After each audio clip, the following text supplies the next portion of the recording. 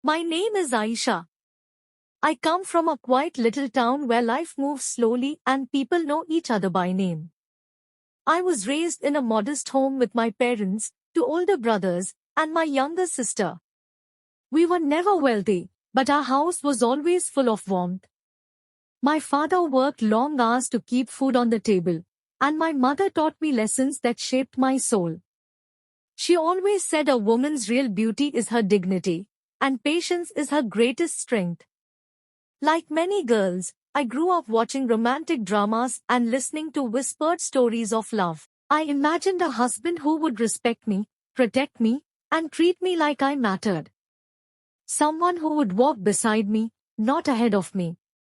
As I grew older, those dreams stayed with me, even when reality reminded me that life doesn't always follow stories from television. When I turned 22, my marriage was arranged. I tried to be brave. I told myself that this was my destiny, that many women before me had walked this path. Still, inside my heart, there was excitement mixed with fear. Marriage is not just ceremonies and photographs. It is a joining of two strangers, two lives, two futures, and the part one feared most was not leaving my parents' home, but the unknown of my wedding night. The wedding day arrived sooner than I expected. From early morning, our house was crowded with relatives. Laughter echoed through the rooms, and wedding songs filled the air. I was dressed in a traditional red bridal outfit, heavy with embroidery. My hands were covered in henna, my neck weighed down with jewelry, and my face was carefully made up. To everyone else, I looked like a perfect bride.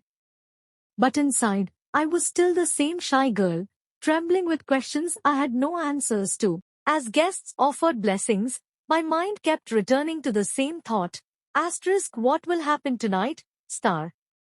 Some women spoke of pain, others of romance. Some laughed, some warned me. Every word added to my confusion. When the marriage contract was signed, my father's eyes filled with tears. He kissed my forehead and whispered, "Be patient, my daughter.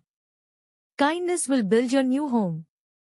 Those words stayed with me as I hugged my mother for the last time before leaving. As the car drove away, I quietly cried, knowing a chapter of my life had ended. At my husband's home, I was welcomed warmly. His family treated me with kindness, and the house glowed with lights and flowers. Still, my heart was restless. When night finally came, his sisters gently teased me and led me to the decorated room before leaving us alone. The room looked beautiful, soft lights, flowers, and a gentle fragrance in the air. But my hand shook as I sat on the bed, staring at the floor. Every sound felt louder than it should have been. Then the door opened. I didn't look up, but I knew he had entered. He closed the door quietly and sat a short distance away. There was silence, long, heavy silence. My heart pounded so fast I could hear it in my ears. Finally, he spoke. "Aisha, I know this is difficult. Let's talk first." His voice was calm, gentle, nothing like I had imagined. Slowly, I lifted my eyes. He looked nervous too, offering me a small, uncertain smile. Not the smile of a man claiming ownership, but of someone afraid of doing the wrong thing.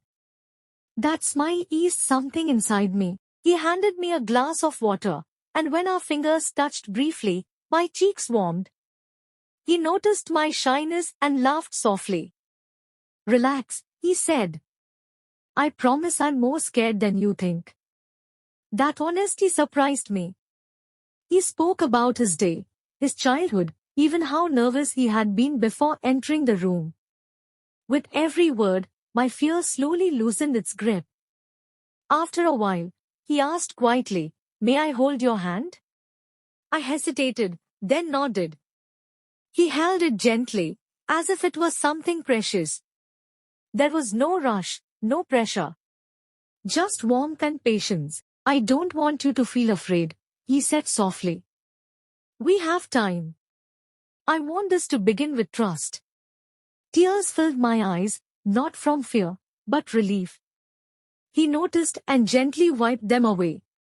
That small gesture spoke louder than any promise. That night, nothing was rushed. We talked, we listened, and we rested side by side. For the first time since the wedding began, I felt safe. When morning sunlight entered the room, I woke slowly. His arm was still around me, steady and warm. I turned to look at him sleeping peacefully. In that moment, gratitude filled my heart. I stood before the mirror, my appearance simple and natural, but something inside me had changed. I was no longer just someone's daughter. I was beginning a new life. From behind me, I heard his sleepy voice tease, "Where are you going so early, Mrs. Aisha?" I smiled and returned to his side. He held my hand and whispered, "Thank you for trusting me. I'll protect that trust for as long as I live." The days that followed were busy with visitors and traditions.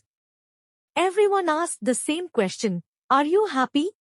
I never knew how to answer. How could I explain the way he noticed my silence, or how he supported me without words? One evening, sitting under the stars, he asked, "Do you feel comfortable with me now?" I nodded honestly. Yes. That night, our bond grew deeper, not out of obligation, but choice. Everything was gentle, mutual, and respectful. I learned that intimacy is not fear or pain. It is trust, connection, and care. Marriage wasn't always easy. I missed my family. Some days felt overwhelming. But whenever tears threatened to fall, he noticed. "Don't hide your sadness," he told me once. "If you hurt, let me share it." Later, I admitted my fears from the first night. He listened quietly, then said, "Love is never forced. A man who ignores his wife's feelings doesn't deserve her." Those words stayed with me. That was the moment I truly fell in love, not because of tradition, but because of his character. With time, we became friends. We shared stories, laughter, and silence. Slowly, our home filled with comfort instead of fear. Now, when I look back, I realize something important. Love doesn't begin with desire. It begins with respect. And when respect is present, love grows naturally, patiently, beautifully. To every woman listening to my story, your marriage should never begin with fear. And to every man, be someone she feels safe with, not someone she fears. Because real love is not taken. It is given, freely.